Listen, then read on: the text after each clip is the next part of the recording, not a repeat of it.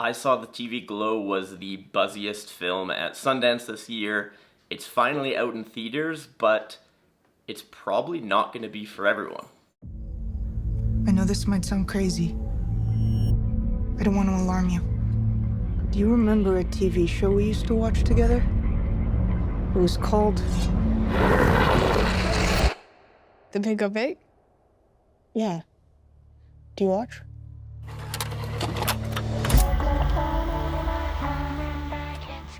I Saw the TV Glow is the second feature film from director Jane Schoenbrun.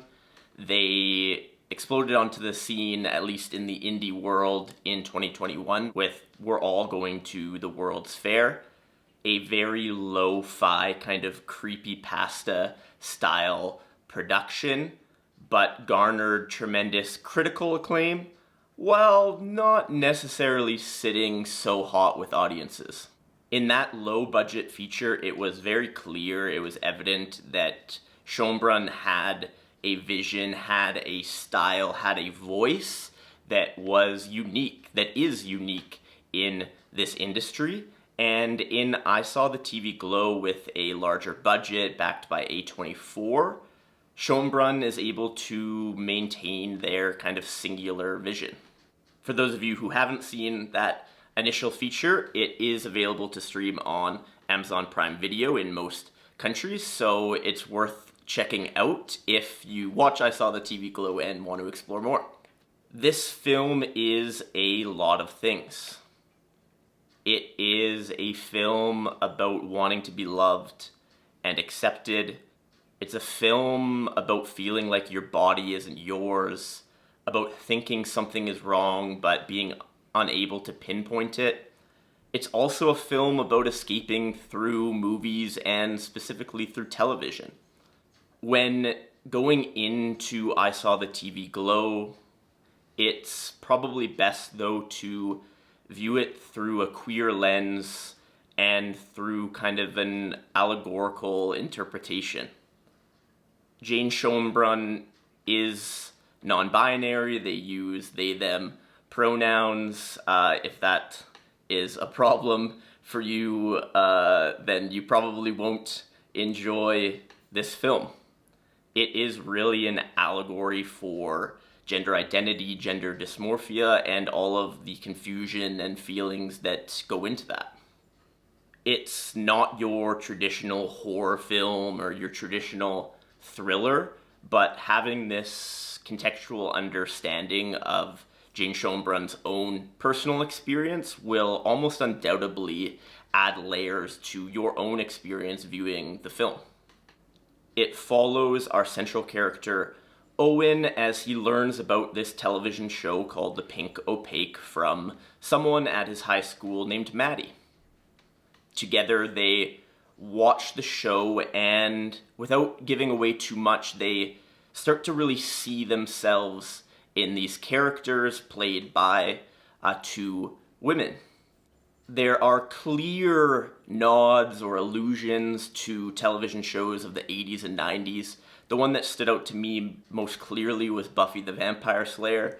This was a show that I insisted on watching when I was young, even though it gave me nightmares because I had a crush, my first crush that I remember, on Sarah Michelle Gellar. So The Pink Opaque, this television show, this fake television show that's central to the story, is very reminiscent of a show like that. The villains are kind of, in retrospect, a little bit cheesy, but they're quite scary in the moment, and you have this strong female lead that is willing to do whatever it takes to defeat these demons, both inner and outer.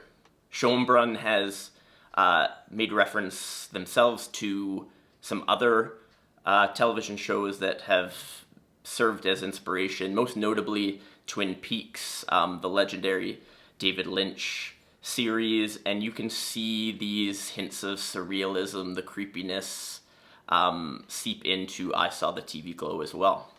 And on that note of surrealism, this is not a movie that is meant for audiences to try to figure out what is real and what isn't real. It's a project that requires you as an audience member, as a viewer, to suspend your disbelief. And if you are looking for rock solid answers to every question that you might have, it's probably, again, not for you. The movie is intentionally open-ended about certain events that unfold because, again, it is primarily an allegory. It is not meant to be nitpicked and taken literally, but it is intended to be a story of lived experience. And the reality of each individual's lived experience is that it doesn't always add up. We don't always know what is real, particularly when it comes to what we're feeling inside. It's conflicting, it's difficult, and it's confusing. Similarly, some of the special effects here are, not brilliant, but this is intentional, right? This project is not meant to be rooted in like this hyper realism, and having special effects that are too hyper realistic wouldn't really fit with the narrative, but also just the style of the picture. Beyond the individual struggles of Owen and of Maddie, we see this more generalized struggle depicted in the film as well. This kind of sense of suburban hell where every house, every home looks identical and there's no room for uniqueness. We can, of course, take this general notion, this general thematic exploration, and apply it to the individual as well. In a world where there is so much pressure to conform to societal norms and standards, it can be increasingly difficult to find your own path, particularly when you might not feel like you fit into the mold that has been prescribed for you.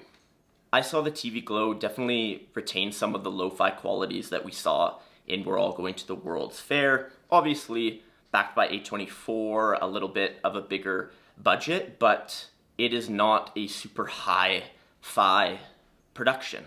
The film is very much rooted in the characters, in their experiences, and in a sense it feels a little bit more grounded in that way because the production does not outweigh these inner lived experiences of the characters. At the end of the day, some folks are going to walk out of the theater thinking, what the hell did I just watch? And that's okay. I don't know Schoenbrun personally, but I'm sure that they are fine with that. They made a film that is personal.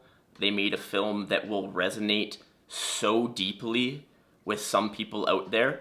This is a film that some people will watch and it will impact them tremendously. It will impact them more than probably most films that they've seen. And then there will be folks who hate it, who don't get it, who it doesn't work for. And again, that's fine. It's just cool that something like this can be made in this day and age where smaller, independent pictures, albeit A24 is becoming a fairly large studio, but that's another conversation, but where these different singular voices can still be heard in a melting pot of Marvel and remakes and a real lack of creativity from large studios. In particular note of kind of bringing this project to the world would be Emma Stone, or Emily Stone as her birth name would suggest. She was kind of one of the main producers backing Schoenbrun and this project. We also have filmmakers like David Lowery who have supported Schoenbrun for years, and it's great to see some larger voices kind of propping up emerging filmmakers. Regardless of what you think, I do believe that it is worth a watch, as long as nothing I said in this review was too off-putting for you. If it was, then, well, give it a pass. If you watch this whole video, appreciate it. Do the like thing, the comment thing, the subscribe thing. I am told that they are helpful, to be determined.